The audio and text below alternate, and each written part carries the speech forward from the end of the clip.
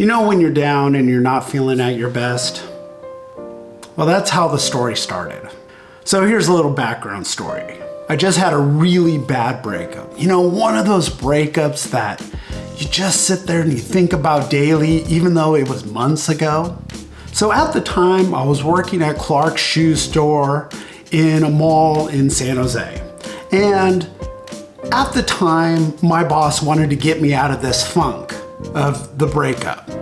So he says, Ed, what you need to do is you need to go on at least 3 dates, and you have 5 months to do it in.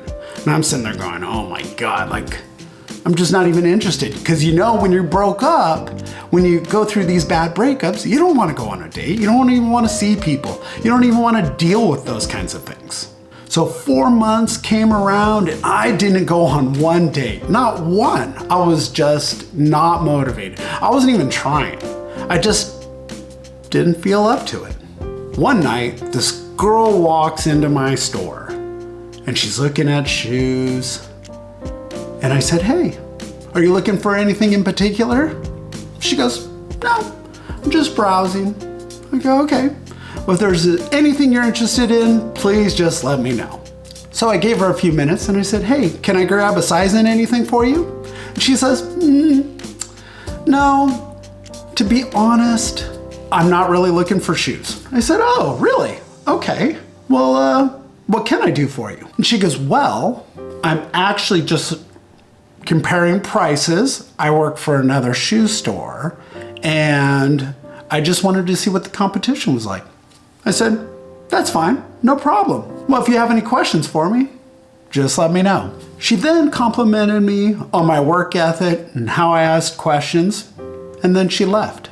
30 minutes goes by. She actually comes back into my store. I just wanted to know, what time are you guys off? And I said, well, the mall closes at 9. She said, okay, and then she leaves. 15 minutes before we close the store, she walks by again. And as I look at her, I go, hi, and she waves back. And that's it. So I'm thinking, oh, maybe she went to the food court and then she just walked by, you know, doing her laps, checking out other stores, etc. So just a little background, I'm an introvert. I wouldn't know if anybody was hitting on me to begin with. I'm just a friendly person, but an introvert. So I'm not really trying to hit on anybody to begin with. I'm just trying to be a good person, trying to be a happy person. You know, that's just who I am. So normally it takes me approximately 30 minutes to close the store, you know, mopping, cleaning up, putting shoes away, Windexing, cleaning the glass door in front of the store. Well, this day took a little bit longer. It was about 9:45, and she walks up again, knocks on the window or the glass door. She knocks on the glass door and I'm like, oh, hi, can I help you with something? She said, when are you gonna be done with closing? I said, well, I'm almost done. I know it's a little bit longer than I thought it was gonna be, but I should be done in like 15 minutes. She said, I'll wait over here. And then I thought, what? Okay. So I finally finish up, I lock up the store. I see her sitting on the bench just a little bit a ways. So I walk over to her, I introduce myself. She then says, hey, can I buy you a drink? I don't know about other guys, but I've never had a girl offer to buy me a drink. So now I'm shocked, and I'm an introvert. So 2 things that I'm shocked about is someone buying me something and then asking me out. Okay. So we head over to this Mexican food place just down the street, and I wasn't very hungry, or I didn't want to eat.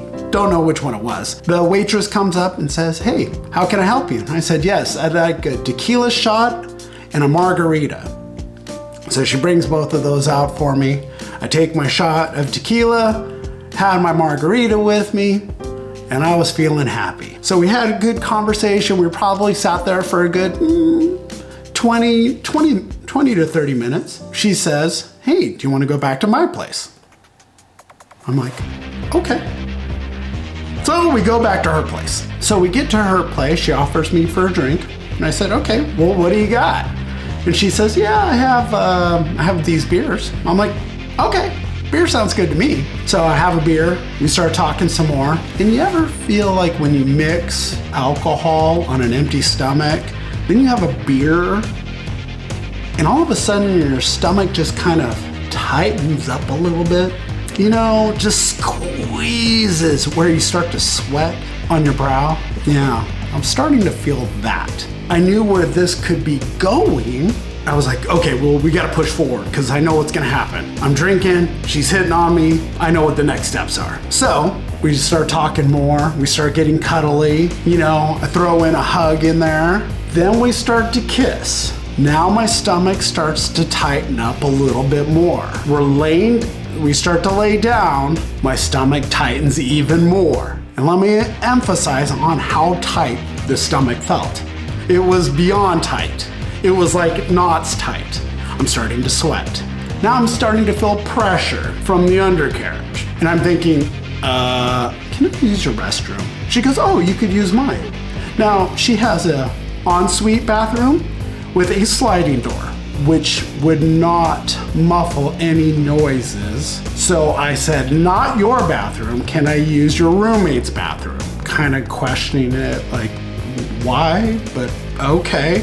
So I go into the roommate's bathroom and I'm like really sweating. And I'm looking around and I'm looking for noise, fans, anything. I couldn't find any noisemakers, so I turn on the faucet. You know what I'm talking about? You feel me here? I turn on the faucet just to muffle the noise. Yes, this is a Dumb and Dumber moment. If you know what I'm talking about, total Dumb and Dumber moment. And then I'm thinking, oh my God, there's so much noise. I'm trying to muffle the noise with the faucet. I kept the faucet running the whole time. After I was done, I flushed the toilet. I'm looking for something, maybe some Febreze or some kind of Lysol. Nothing in there. Her roommate was a gay guy, so now I'm looking for cologne. And I'm like, cologne everywhere. I flushed the toilet. I was getting this feeling it was gonna overflow. It started coming up, and now I'm, that panic when water rises and you're thinking, it's gonna overflow. I start sweating more. Not a good feeling. This is bad. This is very bad. Luckily, it came right to the crest and then it went back down this close. I was lucky.